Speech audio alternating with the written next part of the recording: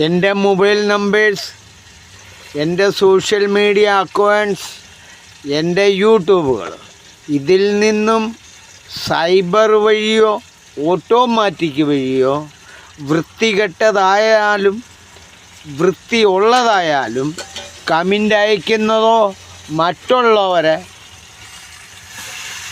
ഞാനെന്ന് ഭാവിച്ച് ചെയ്യുന്നതോ ചെയ്യിക്കുന്നതോ ആയ മുഴുവൻ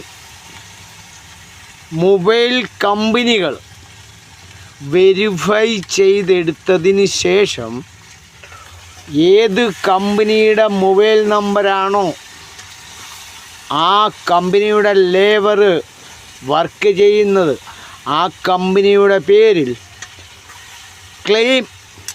കേസ് ഫയൽ ചെയ്യാൻ തീരുമാനിച്ച വിവരം എല്ലാ രാഷ്ട്രീയ പാർട്ടികളെയും, എല്ലാ ബിസിനസ് മാന്മാരെയും, എല്ലാ പബ്ലിക് റീസൊല്യൂഷൻ കംപ്ലൈൻറ്റർമാരെയും മുൻകൂട്ടി അറിയിക്കുകയാണ് ഞാൻ.